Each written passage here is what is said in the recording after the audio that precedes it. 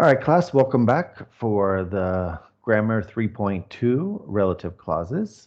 I'll take you to the book now, and we are looking here at relative clauses, which should be pretty simple for all of you here at the advanced level. You've been doing this forever, and even at HTU, you've been doing it since your first class. So there isn't a lot new here. I'm going to go through it quickly. If you have any questions, feel free to send me a chat. Um, and I'll give you a little bit of extra information probably in your Unit 3 channel. All right, so I'm going to start over here because this is the stuff that we've taught you over and over and over again. So I'll just go through this so fast here. Relative pronouns, we use the word who for people, which for things or groups of people, like a team, where for places, whose for possessions. Possession means it belongs to someone.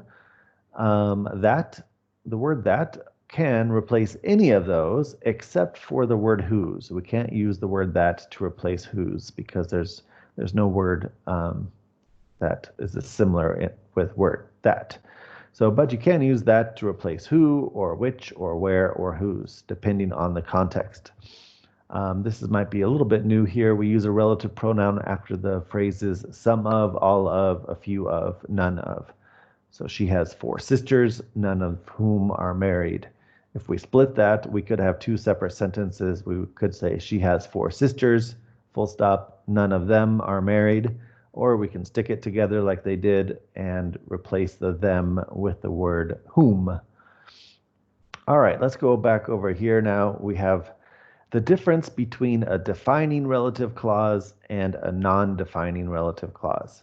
Some teachers will call these essential clauses and non-essential clauses. And in fact, here in Pearson, they use the word essential when they're talking about these defining relative clauses. So an essential clause or a defining clause means that the information is necessary for the meaning of the sentence. And if we took out that information, the meaning of the sentence would lose some of its meaning. Whereas a non-defining relative clause or a non-essential relative clause is just giving you extra information. If we took that extra information out, the meaning would still stay the same. We might just lose some details or something like that. And so there is a big difference between defining and non-defining relative clauses in regards to the punctuation. So non-defining relative clauses, which is number 1 here. A non-defining relative clause, we put a comma before and after. And same here, we have a non-defining relative clause, so we put a comma before and after. That project, which I started years ago, still isn't finished. Okay, so this is just extra information. When it started, we could take it out and we would still have the important thing that the project still isn't finished. Okay, now let's go back up here and look at these 2 sentences because they're so close together, so close in structure that the meaning is hard to differentiate. I want to explain it for you. The first one is the non-defining relative clause, and we know it's non-defining because it has commas around it. So my uncle, comma, who lives in New York, comma, is coming to Oxford.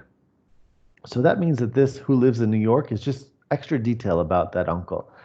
It's really not that relevant, but it might be interesting. So it's just a kind of an extra thing that we want to know about the uncle. Now in the second one, my uncle who lives in New York is coming to Oxford. Since this one's defining, that means that this who lives in New York is needed for this meaning. Now, how could it be needed? Let's look through here. They explain it pretty well. In sentence 1, who lives in New York is non-defining. It just gives extra information. But in sentence 2, it's a defining relative clause. So the speaker probably has more than one uncle. So he or she is identifying which uncle he or she is talking about. So let's look back here. My uncle who lives in New York is coming to Oxford. So now we know which uncle it is. It's the one that lives in New York. Whereas maybe the uncle who lives in Chicago is not coming to Oxford. So we can really tell which one it is. It defines the uncle for us, so we know exactly who is coming to Oxford. Okay, so there is a slight difference in meaning whether you have commas or not. And the final thing here, fixed prepositional phrases and relative clauses. So basically, some prepositional phrases. Remember, prepositions are words like in, at, for, with, and sometimes we combine them with relative clauses just to make a phrase. And you just memorize them and just make sure you understand what they mean. So here we have at which point, which basically means when. The company ran out of money, at which point I quit my job. It's kind of like saying then. Of course, if we said then, we would have to put a full stop here, and then we'd use the word then. If we want to combine these, we can use at which point. He may work late, in which case I'll get home first. So in which case is just telling us the result, a possible result. And we watched the final, the result of which was never in doubt. Okay, this is a easy one because it's basically saying the result of the final was never in doubt. And then this little bit is important at the end. Here, Pearson's telling us in informal sentences, the preposition stays with the verb, and in formal sentences, we put the preposition before the relative pronoun. I'm going to be honest with you guys, in American English, we have really stopped putting the preposition before the relative pronoun. We pretty much keep it together with a verb. There used to be a rule that in English you must never end a sentence with a preposition, but that rule is very old-fashioned.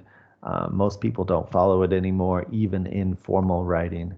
Now, if you went to America for your graduate degree, you would probably get some old professor somewhere who would insist that you put it here before the pronoun, the relative pronoun.